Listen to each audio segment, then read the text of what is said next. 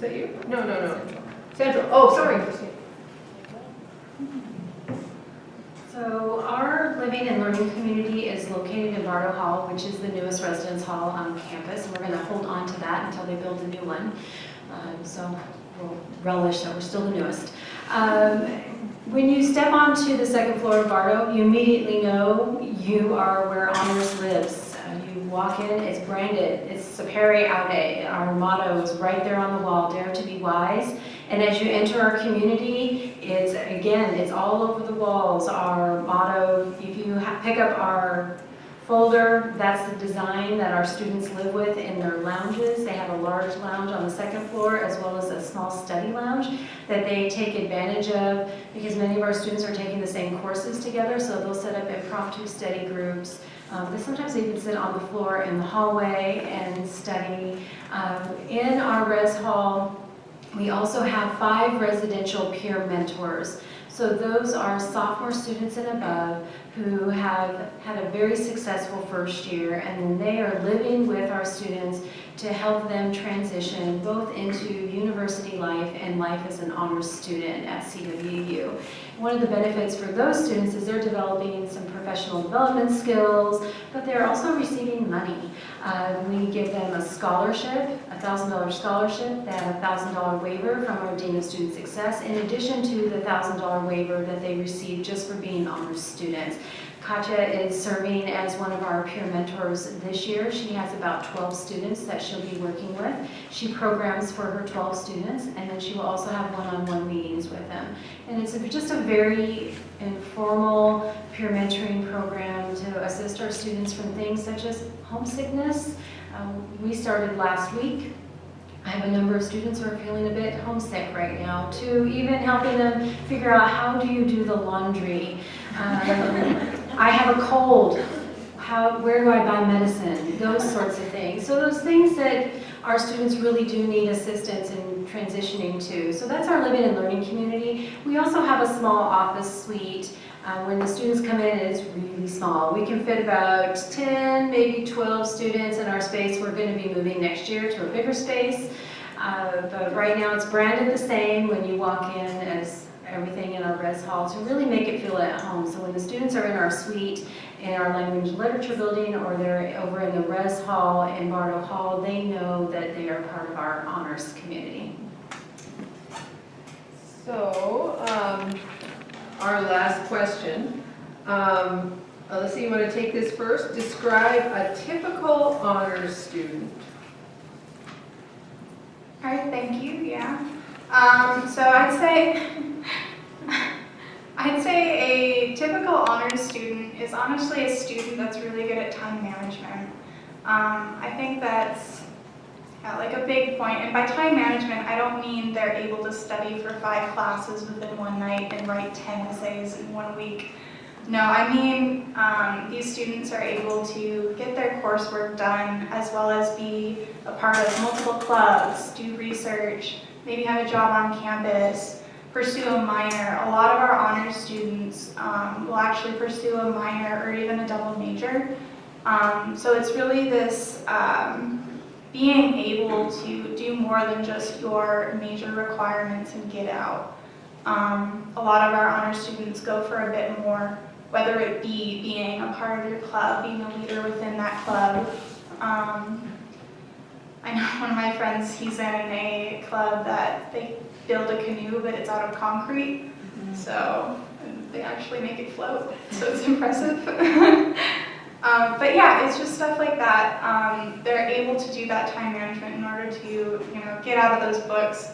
One of our honors faculty described it really well and said, for the GPAs that our students get within the Honors College, compared to other students, they spend the least amount of times with their nose in their books. So yeah, it's really getting out there, doing the extras that either you really enjoy and really want to do, or just really feel like you need to during the college experience. Okay, you want to go next? Sure. So at Portland State, we try to kind of avoid using the word typical because our students are so diverse and unique. And I will say also that Portland State is not your stereotypical traditional college experience. So if that's what you're looking for, PSU probably isn't the school for you. My job isn't to convince you to come to Portland, it's to help you, Portland State is to help you find the college that's right for you. And the Honors College does provide more of an intimate experience, and so our students there tend to be a little more outgoing, and I'm going to show our brochure that I helped design. So this is Rogi, sorry, there we go.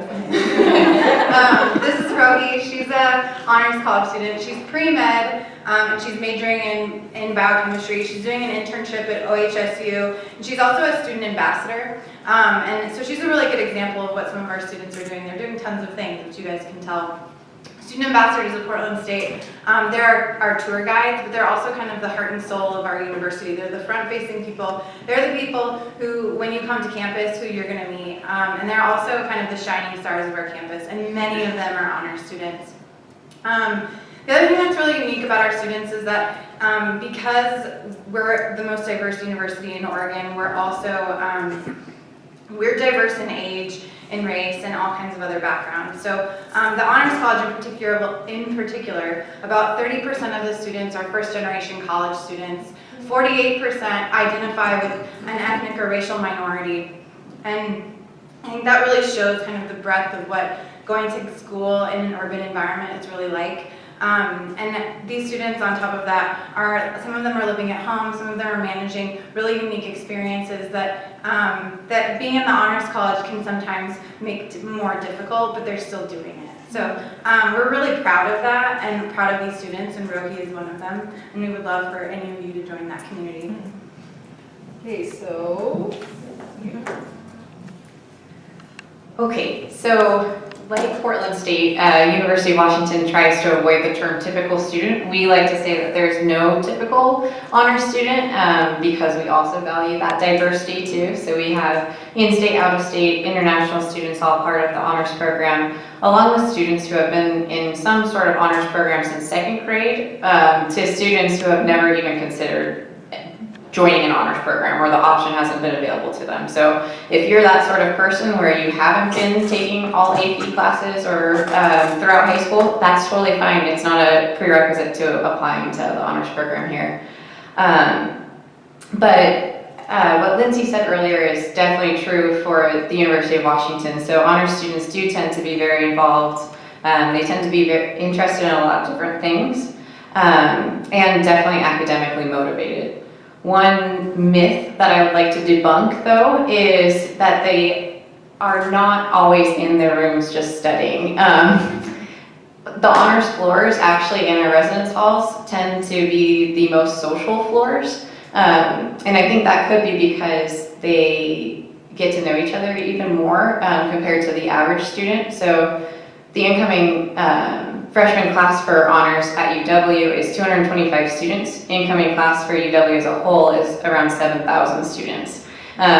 So quite a difference there, and those honors students are seeing each other in classes, and also if they choose to live in those residence floors, are seeing them in their living situation too. So it makes for a much more social environment, and they hang out a lot together, studying or just hanging out. so do any of you have questions for that you'd like to pose to the panel? I have a feeling you're welcome to come up here and ask. If you'd prefer, we're going to have everybody back at their tables and you can ask them specifically at their tables. But before we do that, any questions that you want to pose to the whole group? Okay, what I would like to ask, and you don't all have to answer this, but I'm interested in finding out whether honor students qualify for additional aid or scholarships. And I think we did hear that answer from Christina, right, that they all get... They all receive a $1,000 tuition waiver for each year they're in the honors college. Okay, so, Let's go down the line, sir. sure. Let's go down the line. So students do not automatically qualify for any additional scholarships by being in the honors program at Western Washington. Although I will say that typically honors students are in the more competitive range for receiving scholarships from the admissions office. There's no separate application for scholarships through Western. your general application to the university is also your application for all of our merit-based scholarships. So typically, you see students are receiving some money from the admissions office, but it doesn't come specifically because you're an honor student. So honor students at UW do have access or are considered automatically for additional scholarships, merit-based scholarships through the honors program. So if you apply through your freshman application, that serves as your application for a scholarship as well. Scholarship awards range from a couple $1,000s all the way to full out-of-state tuition for 4 years. So very few of the 4-year out-of-state tuition waivers, typically like 3 per year. So people do get it, so don't feel discouraged, but don't feel like, oh, it's a guaranteed in the pocket. I'm going to get it because I'm in honors. It's definitely not the majority of students that receive an honors scholarship, but we do provide as many as we can.